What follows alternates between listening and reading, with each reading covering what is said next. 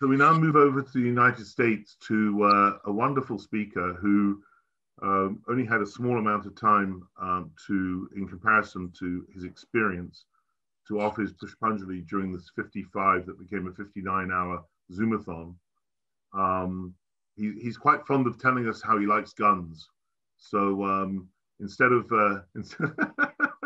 which I love, so instead of packing steel and firing blanks, he's packing honey and firing nectar all day long.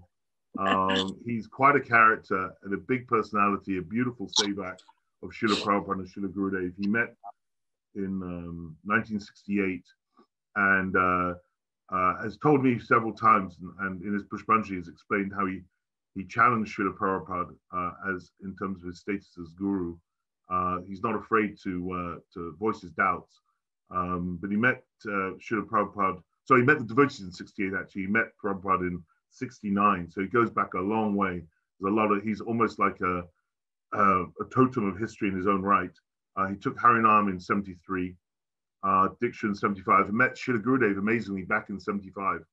And it's something, we repeat ourselves here, but nectar repeated is always ever fresh. And Yashodhara and I often make the point that we are so indebted to our Prabhupada disciples. We are the Trustafarians of the spiritual entrepreneurs. You are the spiritual entrepreneurs that carried the first message from Srila Prabhupada. And we're the Trustafarians just trying not to spend unwisely, trying to build on that.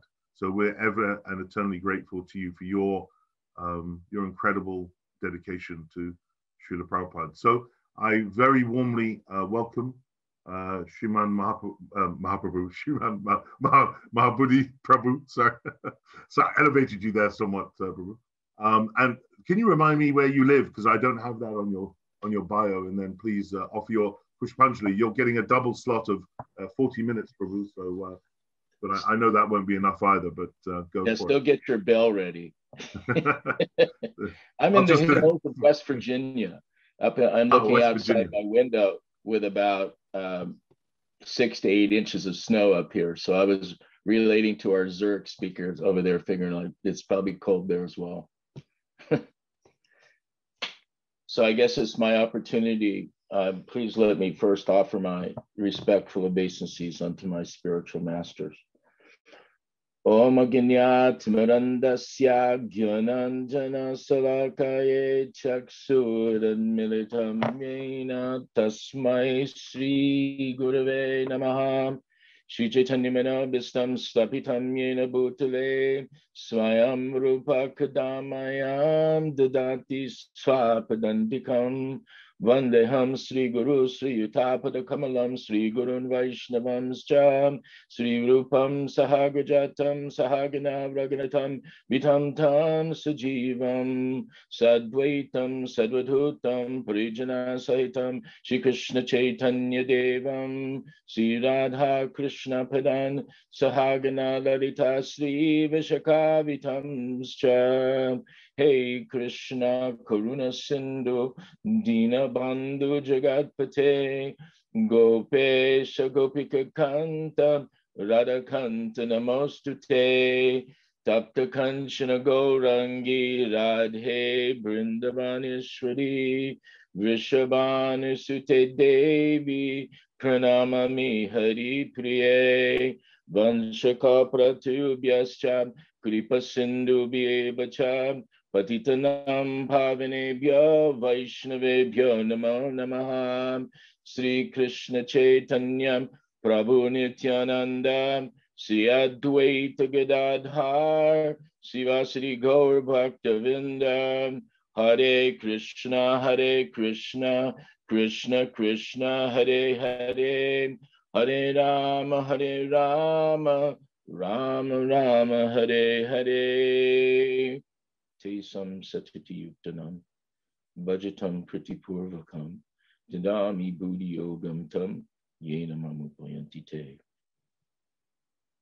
Let me first offer my respectful obeisances unto my spiritual master, Niti Lila Om Vishnupad Paramahansa Pabajak Acharya Astatata Satashi Sriman, His Divine Grace Abhaya Charana Ravinda Bhaktivedanta Swami Srila Prabhupada.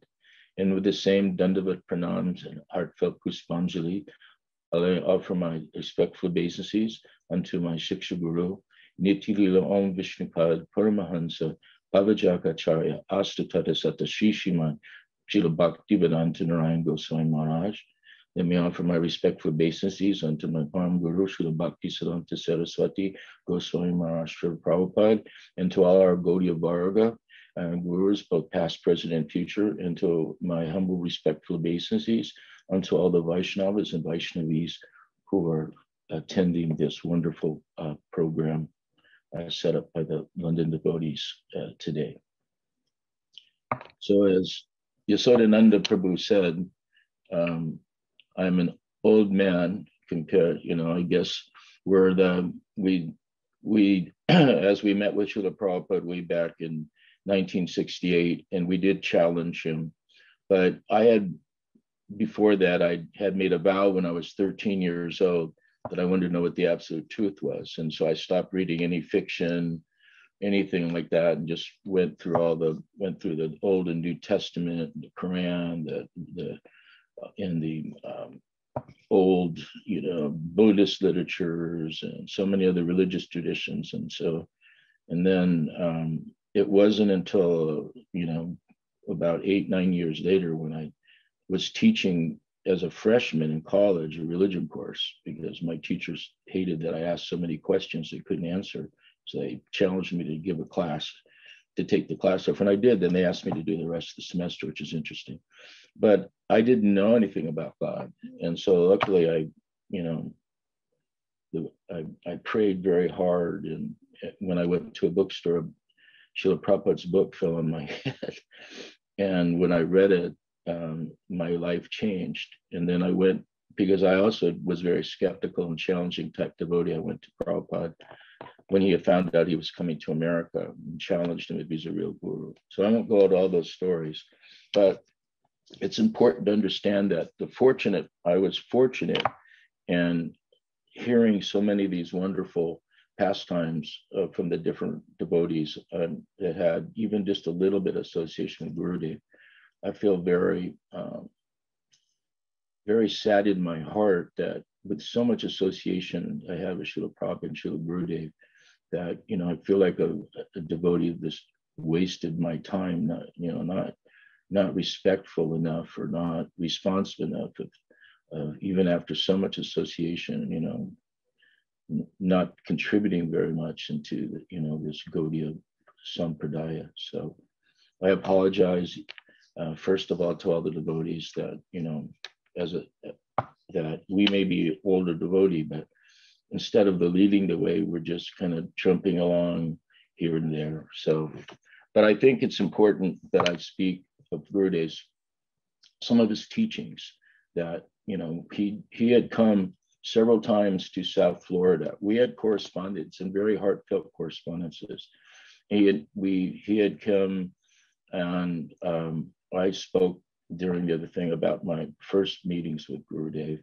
But he had also come in 2003, we put on a festival, and there was maybe 400 or 500 devotees, and Srila Gurudeva would speak. And there was primarily, we held it in an Indian temple, and there was mostly Indians and the devotees that we had from our Sangha.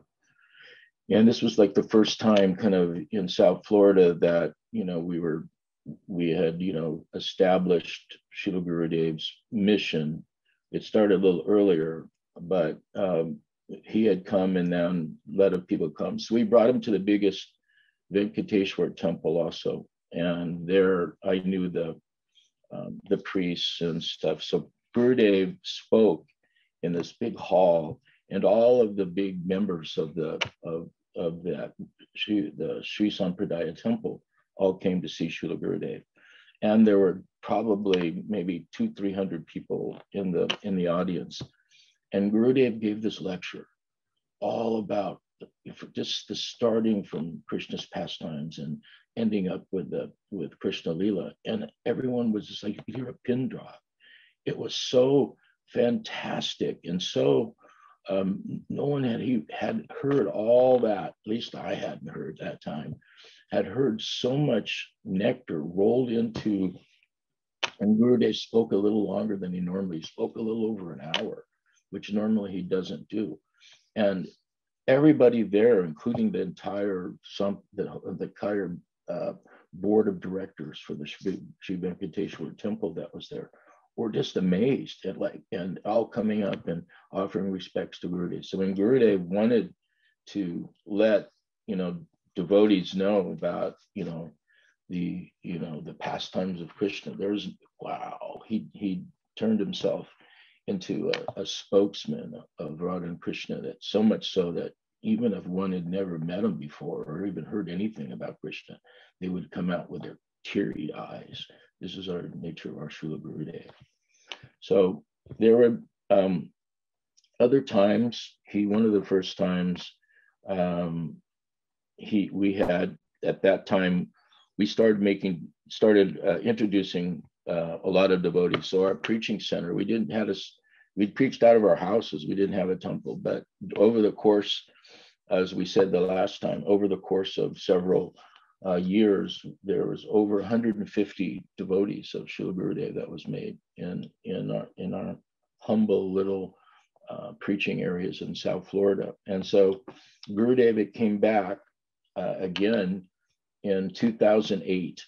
And in 2008, we held another festival, and this time about 700 devotees showed up. And I co-managed it also along with Bhagavat Prabhu, or Maharaj now.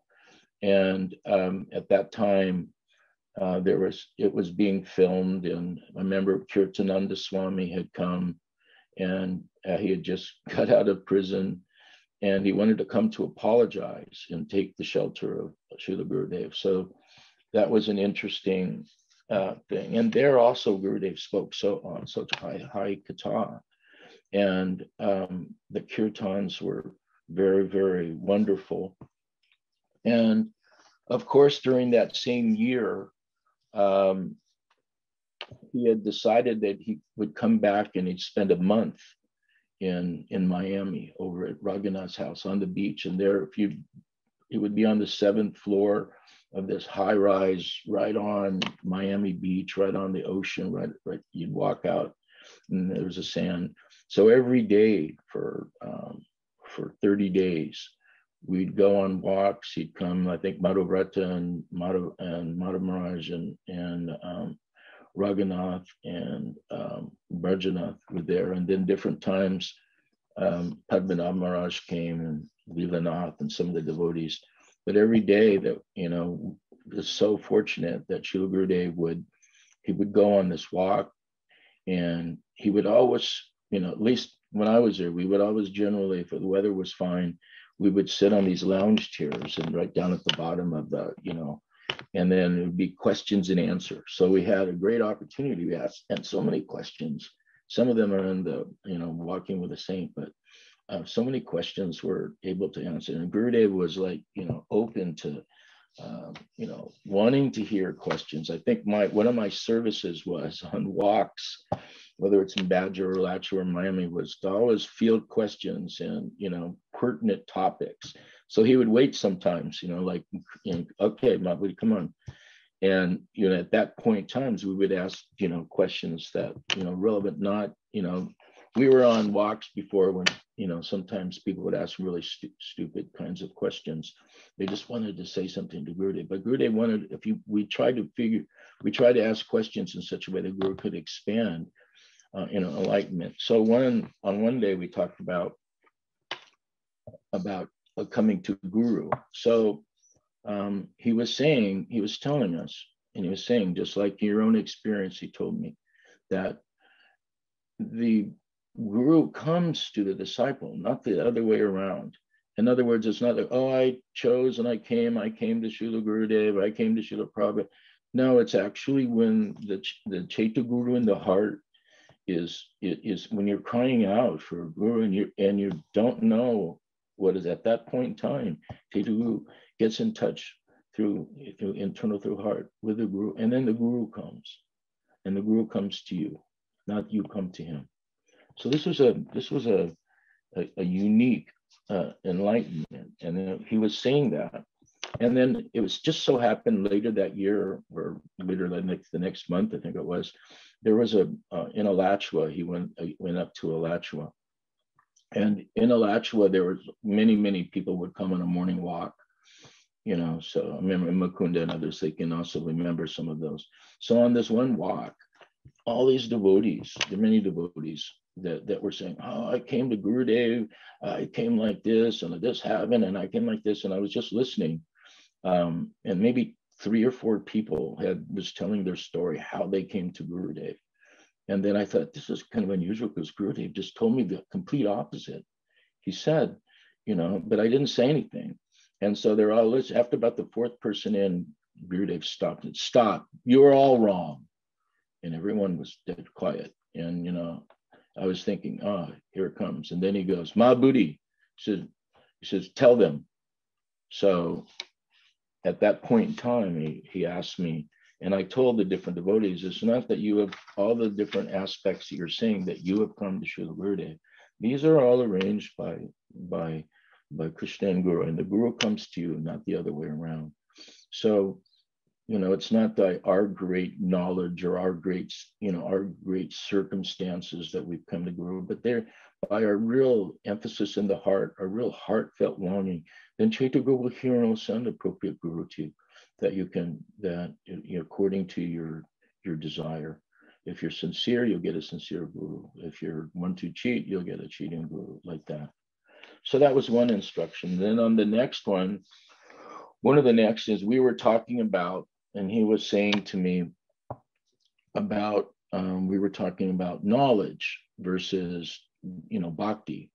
And it got around, we spoke and we were talking, and somehow the topic got around to a particular devotee. And I said, this devotee, he knows, like, he can lap me about 100 times in Atma Tattva. What do I know of anything? So he said, you know, and then Gurudev interrupted me, said, no, this is Gyan.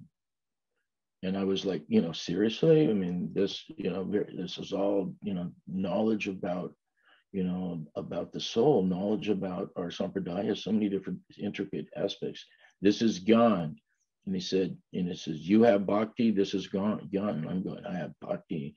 And I'm kind of like going, you know, seriously? I was actually laughing. I thought he was joking with me, but he wasn't. And so then he would say to me, he said, and I keep saying, well, look, I am just trying to obtain Shraddha. I hadn't even got to the Kanista platform. Then he said, no, you were Madhyam. Then I became I go, seriously, I mean, from the qualifications, if you ever read Madhurya Kandamini, it's like, you know, I would always remember telling that in my classes that we give, the more every page you read in the Madhurya Kandamini, you start chopping yourself down lower and lower and lower, and you wonder, did I even make it to Shraddha yet? So during that time, of course, we didn't have that book, but I was feeling like I don't know anything what to speak of. And he said, no, he says, you Guru Nista. He said that, you know, that this is your devotion is devotion. It's not based on Gyan. It's not based on anything else. So I started arguing with him. Of course, and then he goes, and then he went to the platform of saying, you know, can you give this up? He was very bold, very strong at me. He said, can you give this up? And I said, no, because I actually tried one time. I think, well, I you know, when Gurudev would say challenge, he said one time earlier, I'll just divert for a second. He said one time earlier, he said, Krishna can maintain you. He said, you can try. So at one point in time, I was switching jobs and I decided, okay, I'm not going to work for several months and see how I maintain. But actually speaking, during all those times, somehow or other, that, you know, everything was being paid for by donations, or my brother gave something, and so many different things that I'll take for. So at the end of the month, even though we weren't making anything, everything was maintained. So I go, wow, you know, so I'm one of those guys who would test stuff, you know, so I just don't take it for granted. So, you know, Gurudev said, can you give this up? I said, no. And he said, and he asked that famous questions where he would ask other devotees, where do you want to go? And of course, you know, I was, you know, in the wanting to, because of Gurudev's teachings, which without Gurudev's teaching, we would have not even known what is our what is our set with our asadya, our destination. And so I gave the right destination. He goes, there, he said, then you are my being. And then enough, don't say anything more. So like that argument was kind of over, but he was saying, it's not that gyan, it's not that we're looking to be, we use our brain and we have to acquire so much knowledge. We have to understand the concept, basic concepts. And this was later proved when we were in at least for me, Prabhupada had told me that every day I have to chant, this one prayer. And he made me promise, in Atlanta in 1976, this verse, Tesam Satati Uttanam Bhajatam Priti Purvakam Dadami Buddhi Yogam Tam Yena Mama Payantite. So in my services of the BBT Library Party, and even in my 5 years of service of running all of Prabhupada's darshans and things like that, this verse, I at the end, everything that came a part of me seems like it's all direct to the heart. Whatever I know, whatever I can say, it's not something that I've studied, or just basic. If it is not given to us in the heart, then how can we say anything? So later in Houston, there was we were there, I think, with Bhumipati and Puru at that time. And there was a discussion about sannyas. They're like, oh, you should give sannyas. So he said to Puru, he can take sannyas. This was before Puru left this world. He said he could take sannyas if he wants. And I think Bhumipati, I think he can correct me if I'm wrong, but I think he said something he'll have to ask his wife. And for me, he looked at me and said, he will take whenever he's ready. And so the next question, I think Bhumipati Prabhu brought up the question that we're trying to preach this mission, but we're not scholars. We don't know Sanskrit. And he's very humbly presenting like that. And I think I chimed in and said, I don't even know anything. I'm lucky, I know a few verses, even anything, So Gurudeva told us, that, it's important to know the concepts. Not you have to know Sanskrit, or you have to have so much knowledge of so many books. You have to know the concepts, understand the concepts, be able to communicate those. And then in my part, he also said, you also must know the moods. And then, so he told us that, but he said, if whatever you know from your heart, and you give that to others, he said, they will be greatly benefited, and it'll also benefit you. So I think my platform was pretty much chalked out that, if it's not given to the heart, I'm probably not doing anything. And now I see so many years later, Bhumipati's became like a scholar that, so much, information. I mean, if anyone gets a chance to see his or Mukunda Prabhu's, classes, they'd be very much appreciative. And from my point, I'm lucky if I still know a few verses, whatever I know it's either coming from the blessings from Srila Gurudeva or Srila Prabhupada to allow us to say anything, to understand anything. So in that same vein, that he again spoke to me during in that same period, and he started saying that you have to read the books of the Goswamis and the corollary literatures on this Radhadasya. And I'm going, I said, again in that same mood, I said, Srila Gurudeva, I don't have any samskars. I'm like a Kshatriya, essentially. Everything you've given me, even my services in ISKCON, my services even for him, has all been in management. I mean, it's not like I'm not, I can manage things, set things up, but I mean, now you're asking me to, to dive deep into these literatures. What kind of samskars? We have no abilities. And you must read them. And so I kept on this vein and saying, I don't have any qualification unless you get qualification. Then he told me, how important it is to understand this for me. He said, that when I kept inquiring like that, he finally said, Rupa Goswami will personally instruct you on this. And then I was quiet because I didn't know what else to say on that. And I thought, I checked again, was this like kidding with me or not? He was dead serious. So even my service is, hiding out here in the hills of West Virginia. His service is like to read these books and to preach on these books. So there's a small group of people that attend. We give classes 3 nights a week, and we've read Jaiva Dharma, we've read Manasa Siksha, we've read Krishna Karnamrita, we've read Bhajan Rahasya, Madhura Kandamini, Sri Rasa Panchadaya, Vilapa Kusmanjali, Sri Bhakti Prema Bhakti Chandrika, all these books we're reading, which is just the moods are so high. And he's given us the association of Narottam Das Thakur, of Vishwanath Chakravarti, of Bhaktivinoda Thakur, Rupa Goswami and Vati Manjari, and Rupa Goswami and Rupa Manjari, Vati Manjari, and Raghunath Das Goswami, Vilamangal, all these, all these wonderful acharyas, which where would we ever have the opportunity to even aspire just for a little bit of a drop of mercy from them, if it wasn't for Gurudev translating these books and also his disciples who have helped him this way. So we're so much indebted in that aspiration. We the only service we're doing now is simply, I guess we're working on our bhajan, I guess, to have where's the goal and understanding these things. Gurudev said, I must understand these and preach Anabilasada Sunyam, and also on Dasmula, and also on this platform of Radhadasya. And I'm thinking, he could have picked a qualified person, right?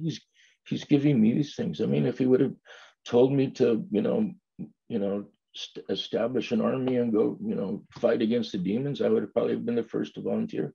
But he's giving me all these, the mission that's like, these are, these kinds of things are for advanced devotees. And I don't, I was thinking one day, and it was in the, it was Srila Gurudev's Vyas Puja in Alachal, and I was sitting in the back, and there was like 500-600 people in the back, and I was thinking about, we've got all these teachings from Rupa Goswami and Raghunath Goswami and Sanatana Goswami and Krishnadas covered all these things. I'm thinking, and Prabhupada, I said, how can someone like us, reach this platform of praying? It's impossible. It's becoming hopeless.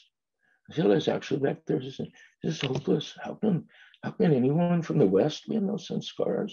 We didn't even know how to eat. We didn't know who Krishna was.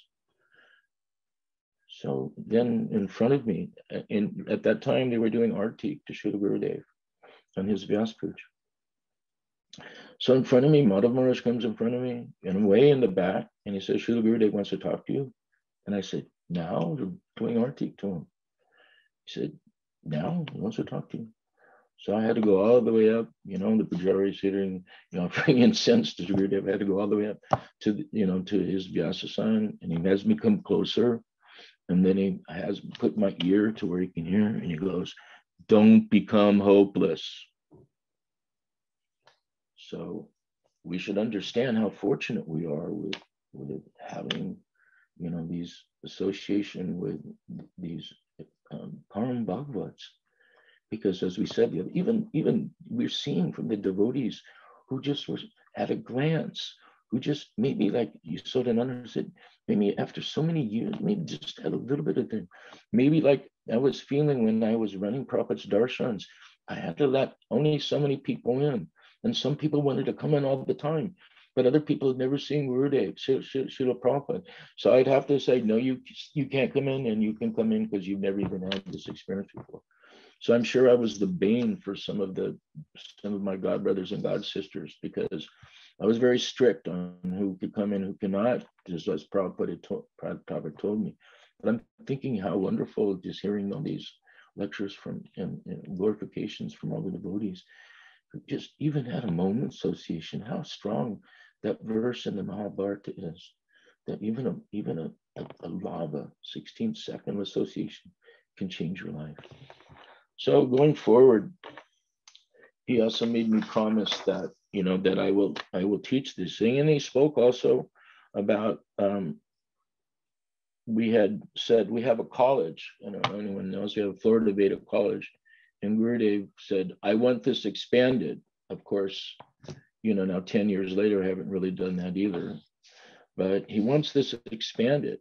He said, many, many big preachers will come from this school. So I'm imagining probably after I die, someone will probably do it, and it'll become popular, that where people will come and they'll learn. And the difference of this school is we didn't want to make it like follow the platform of regular schools. We wanted a school that, taught the absolute truth and not worry about, whether you're meeting your English requirement or if you had the sciences. I mean, whether we teach Vedic sciences or philosophy, this is what Gurudev wanted. He wanted educated devotees, that would, and they didn't mean that have to be college graduates. We have doctorate degrees and college graduates. That doesn't mean anything. What he wanted is to study these literatures and be recognized, Bhakti Vedanta, Bhakti Vaibhava, Bhakti Shastra, like this, and with the Bhaktis. And he said, and he told me, many people, the leaders of the world, at some point, they'll come and they'll want to hear from the devotees who will be the educators, rather than we go to these Karmi institutions and they teach us. So this is one of the other things he said. Of course, and another thing I haven't done and probably won't be done. And then we talked another thing about grihastas and sannyasis. And so one of the topics we talked about was, I said, in the Gaudiya math, it seems like only the preachers, everyone the preacher is supposed to just be a sannyasi. I said, it's so different when Prabhupada had grihastas. So many places were built up from grihastas, but here everyone's dependent that a sannyasi has to preach. I said, why is that? So then I won't say we were arguing, but we were debating a little bit. And, he said, what's the harm? There's so much preaching you do. I need to make sannyasis because they're fully dedicated. Grihastas, sometimes they have so many responsibilities. I said, yeah, that's true. But then he goes, but actually your point is well taken. He said to me, my spiritual master, Bhakti Pragyan Keshava, said that if a grihasta is following Trinadapi Sunichena, Tororapi Suhismana, Amani Manadena, Kirtaniya Sadahadi, if he's following that and truly in his heart, then he is much better than a sannyasi that has pratishta, that is proud of his position and simply wants to lord over and enjoy. So such a sannyasi like that is much, much lower than a grihasta who's following the Trinadapi Sunichena. Just like it was said in one of the other glorifications, I'll give you that Seti Panali. What is that Seti Panali? That same verse. And he said, Prabhupada said, you should string this verse around your neck and wear it. So that should be our goal. Because as we know, and as these teachings like Manasa Shiksha, the understanding this pratishta is like donkey urine, this, desire for prominence. But in this material world, which is temporary. Like, why would we want, it's like going to a motel, right? Trying to make it the most fun. We're just traveling through. So, this platform, whatever we've been given, whatever we should think. I know I made this mistake when I was a brahmachari, thinking I was getting so much, recognition, myself and Bhakti Tirtha Swami, for all the books we put in the libraries, all the reviews, we were out thousands of books were written up in the Sankirtan newsletter like every month. And so I started believing, the print, which is very, that's not a good thing to do. And then when I got to Chicago and Prabhupada came to Chicago, I went through boom, boom, boom, stepped on Srila Prabhupada's feet, got chastised for this. Prabhupada stopped an entire Guru Puja with 600 people and stopped it. And Mahabuddhi, what is this dancing? Guru Kripa Swami and myself were doing what they now, young kids were doing, like practically flopping the audience, doing wild dances up and down. Prabhupada stopped the Guru Puja and chastised, what is this dancing, Mahabuddhi? Because he knew me, because we would run his darshans and everything. We were acting wild. And then he asked Brahmananda, show them how to dance. And Brahmananda was shocked. And he finally put his arms up and started doing the Swami. And then, everyone started doing the Swami. And I drifted back to the 500. First, I couldn't even see Prabhupada after that time. So I realized, and then I had finally, after offending in Prabhupada another 2 times that same week, I had put my bead bag in the Brahmacharya ashram, and I decided I have to commit suicide because I've offended my spiritual master, then my life is finished. So I left my bead bag in the ashram in Chicago and started walking to Lake Michigan, and to give up my life. But somewhere about a block into it, Satsvarup was calling out, "Prabhupada wants to see you." And I goes, I didn't want to see Prabhupada. Everything I did was offensive. So I didn't try not to listen. But later I listened, and he sent a car, and we had to go back. And one of the things in front of Prabhupada was I didn't pay obeisances this one time because I was setting up a book table, but he had just told all the reporters, all his disciples, pay obeisances. Prabhupada got mad at me. So this time I paid obeisances, and I was very humbly lifted my head up to Prabhupada. And Prabhupada had this big smiling grin and practically almost laughing, so you really think you were to the doer, huh? It's kind of like, and then we could realize that we did nothing. And then he goes, "This is my disciple, Mahabuddhi Das." And then he had me speak to the mayors and the state senators and a lot of the big people about, universities and the education stuff, what we're doing. But I learned from that point, we're not doing anything. If we're fortunate to be called out by a Param Bhakta to do some service, that we're just his instrument. Everything is being done by them. So that is an important thing to understand. So some of the other teachings that he had said to me, and this was in Houston. He had sent to me. So, every year I would ask Gurudeva, and every year I asked Prabhupada, and every year I'd ask Gurudeva. He said, "How do I become serious?"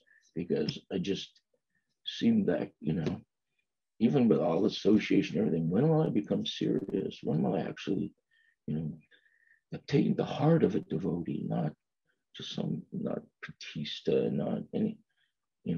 But when will I become serious to take up this mission, to take up these instructions? So then Gurudev said to me, he told me finally after this, everyone said, "By becoming serious," Prabhupada said every year.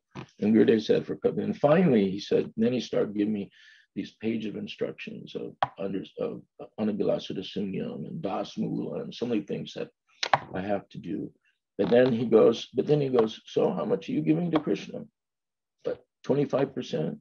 You are managing hospitals, you have family, sons and son and wife and others. He said that, what are you giving? 25%. So how much can you expect? If you give 25%, then you will get 25%. The verse in the Bhagavad Gita, "As they surrender unto me, I reward them accordingly." So if you're giving 25%, why do you think you're going to get 100%? So we're following the platform of the gopis, he would say. What is these Braja Devis? They give 100%. They give up everything. Give up family. Give up their chastity. Give up following babies. They've given everything. This is the mood. So then he said in that saying, he said to me, he said, "You will have to become just like the 6 Goswamis." And then the whole room quieted down, and I was like practically shaking at that time. He said, "No, you will have to come." He said, "You'll end up everything, no wife, no son, no home, everything. You'll be like you at some point will become like a beggar on the street, and only begging and only hearing Harikatha and doing Harikatha." So at this point, you can imagine I was a little, I've just been hit in the jaw. I'm just hanging on to the ropes before the knockout. And then everyone was like really quiet. Then he turned to the rest of the people in the room. "You will all have to do this." So then everyone started shaking, right? Because we realized, what is the mood what is the platform we're coming in?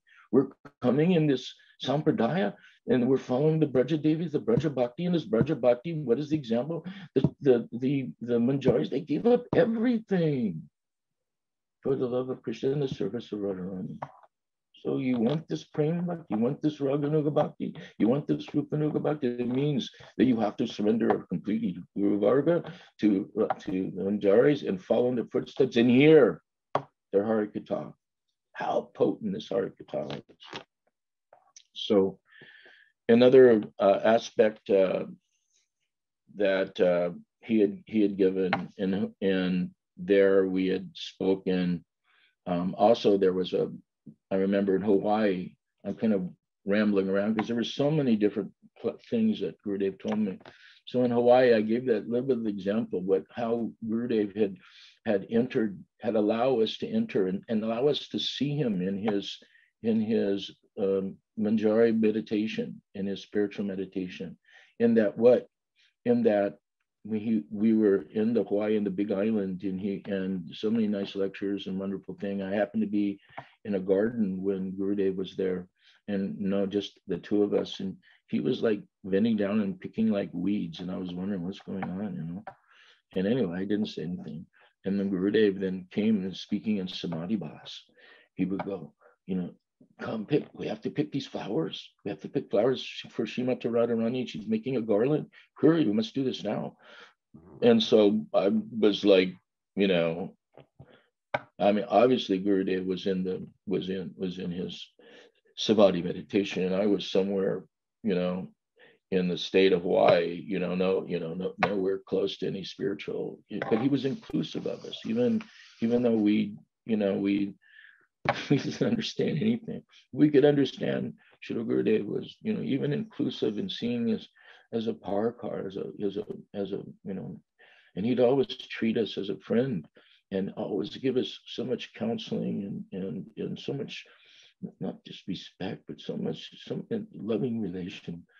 So he was, I saw that, and we were able to see that in Coral Springs, and we've also even saw that in Prabhupada. Prabhupada would go into Samadhi and chanting Radha Madhava, and tears. I was sitting in Atlanta, and tears were coming out horizontally, and I got hit with one of tears from Prabhupada, as not going vertically down, but horizontally out from his eyes, and he became stunned in chanting Radha Madhava. So he was also, no one knew what to do, and finally, Hansaduta Prabhu was there, and he was chanting Hare Krishna. And so finally, Hare Krishna, shortly Prabhupada came back, but he allowed us to enter into his realm.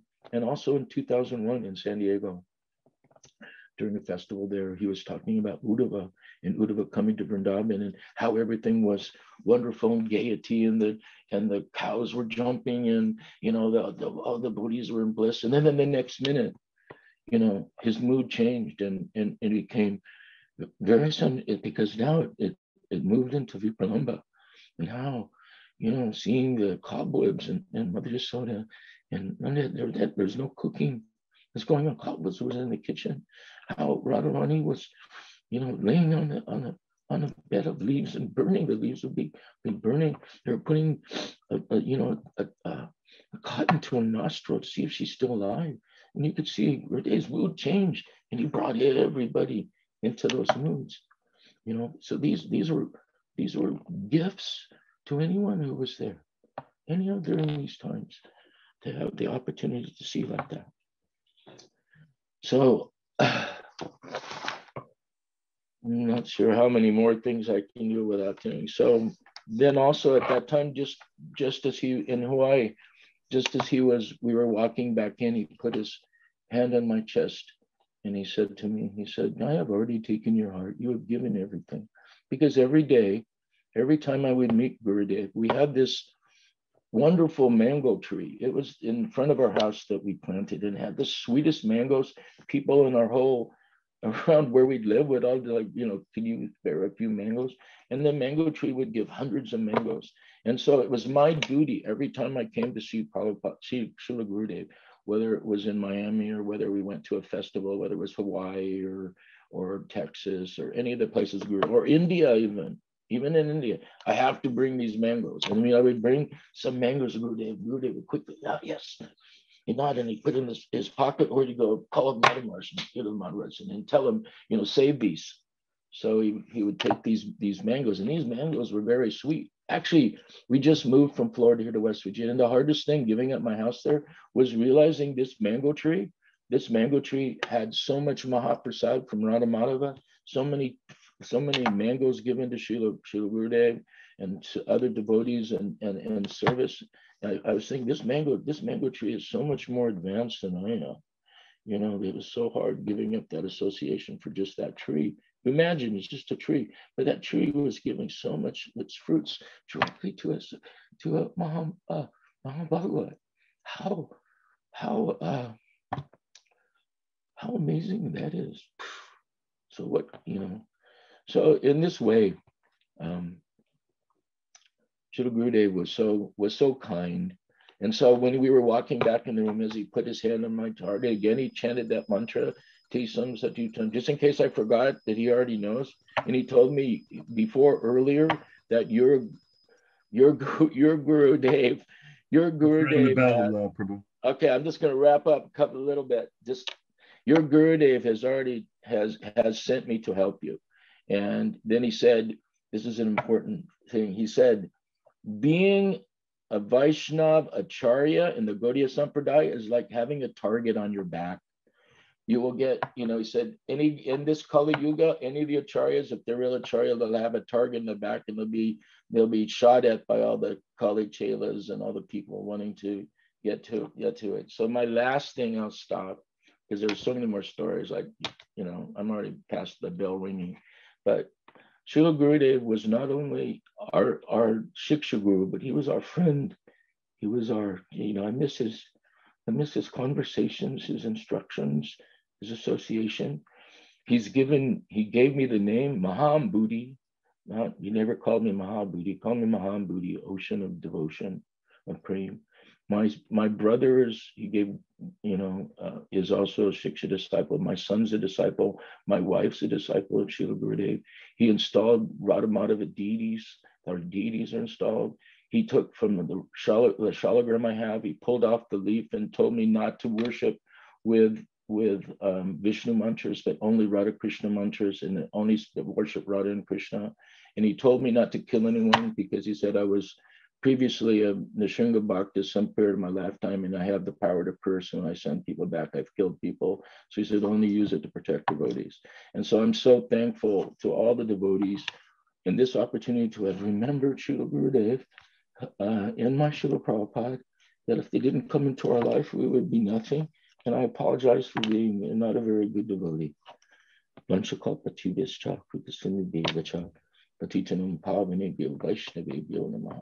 told me to preach boldly, and today I am not preaching boldly. I'm preaching with my heart. Hare Krishna. Mahabuddhi Prabhu. I was going to ask you if you were in the Shringa Bhakta. That's what I felt that from you, actually. So you answered that question beautifully. And when we were discussing your bio, there's a little bit in there where you said that in 1968 you'd protected the devotees from Christian heckling, and you'd ate 10 luglus, and they were very impressed. Can you just tell us that little story?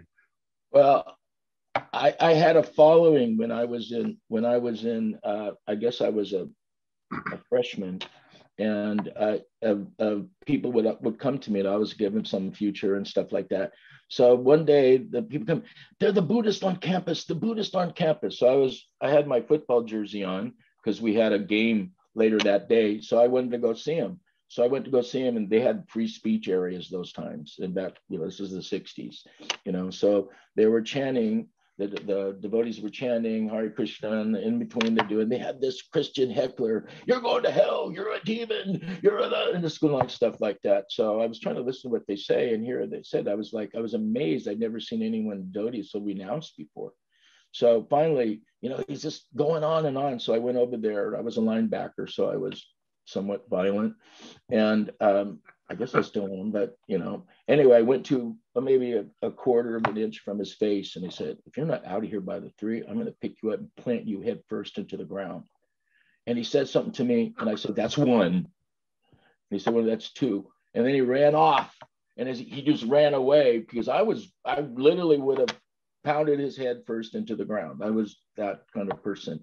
And then Mother Akuti, which is Dina Badhu's wife, who was also there and chanting, she came over there and gave me this laglu.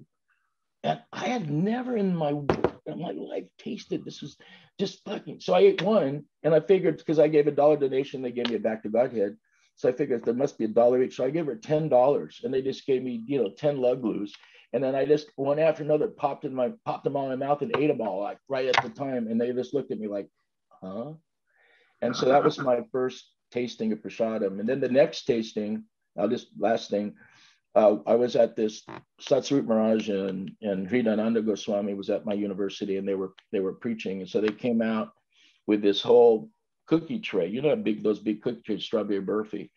So would you like some, some burfi? I said, fine. So I took the whole tray and ate the whole tray of strawberry burfi, and the devotees had never seen anyone so eat a whole tray of now I would die if I did that. But at that time I ate a whole tray of strawberry burfi. And I think, so I don't know if I came to Srila Prabhupada via the philosophy, via the books, or prasadam. But I can say one more thing, just a tiny thing.